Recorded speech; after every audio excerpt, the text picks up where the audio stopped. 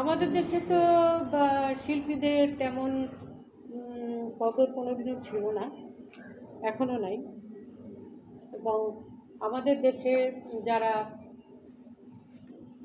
যারা গানের জগতের লোক বলছি না, আমাদের যারা এই দেশ আমাদের রাষ্ট্র চালাচ্ছেন, তারা যদি ওই গান বাজনার কিছু না বোঝেন, গান বাজনাকে যদি কোনো মূল্য না দেন, তাহলে তো আমাদের করার কিছু নাই, আমরা জোর করে কিছু করতে পারবো না।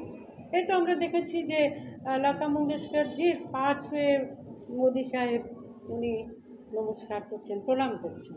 হ্যাঁ, তো ওনারা গান ভালোবাসেন এবং মানে গানকে ওনারা কোথায় যে নিয়ে গেছেন সেটা বলে বোঝানো সম্ভব না।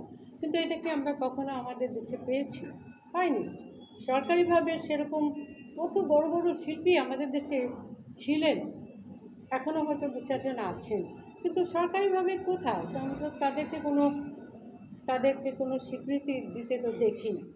এই যে এত এত শিল্পী চলে গেলেন, তাদের তো গানগুলো নিয়ে অন্তত আর্কাইভ করে রাখা যেত। সুবীর নন্দী হোক, এন্দ্রকিশোর হোক, পুরনো সবার কথা বাদই দিলাম, সে তো অনেক শিল্পীরা। তো এগুলো তো করার কথা কেউ চিন্তা করে না, এটা তো আর আমাদের পক্ষে কিছু করা সম্ভব না।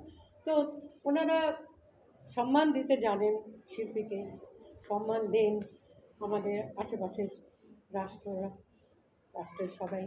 তো সুতরাং আমাদের সেরকম কিছু নাই। ফরিদা পারভীনও সেরকম নিভৃতি চলে গেলেন, উনিও সেরকমভাবে ফরিদা পারভীনের মতো কি আর শিল্পী আসবে? কখনোই কোনোদিনও আসেও নি।